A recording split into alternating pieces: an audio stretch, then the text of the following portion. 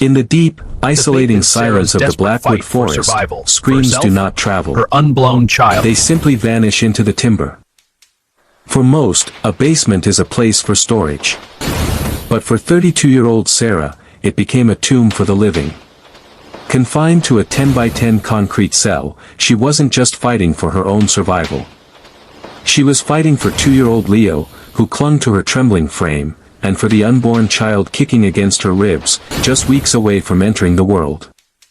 Her captor, a man the press would later call the Highway Bandit, had stripped them of their freedom, their warmth, and their dignity.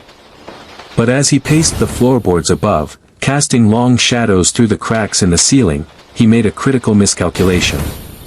He underestimated the primal, ferocious will of a mother with everything to lose. To understand the escape, we must understand the trap. It began 48 hours earlier, on a stretch of Route 9 known for its blind curves and dead cell zones. Sarah's sedan had overheated. It was a mundane mechanical failure, the kind that happens to anyone. When a battered pickup truck pulled onto the shoulder, Sarah felt a wave of relief. The man behind the wheel offered a warm smile and a jump start. But police reports would later reveal that this man had been hunting that highway for days. He wasn't looking for a car to fix, he was looking for vulnerability. As Sarah turned to unbuckle Leo from his car seat, the Good Samaritan mask fell away. In seconds, the helpful stranger became a violent predator. And Sarah's world went black. Day turned to night, and night turned to a terrifying purgatory. But on the second night, the dynamic shifted.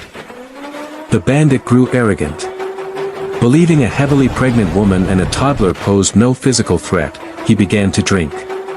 Heavily. By 2 a.m., the heavy, rhythmic thrum of snoring vibrated through the floorboards. Quietly, painfully, she gathered Leo. She couldn't wear shoes, for fear of the noise. She would have to face the winter frost barefoot. The moment the cold air hit them, it felt like a slap. The temperature was 10 degrees below zero. Sarah, balancing the weight of her toddler on one hip and her pregnancy on the other, stepped into the snow. Every step was agony. The snow wasn't just cold, it was jagged, tearing at her feet. But they had to move. The woods were dense, a labyrinth of shadows. Then, the sound that stopped her heart. Behind them, the cabin lights flickered on. The engine of the pickup truck roared like a waking beast. The bandit was awake. He knew they were gone.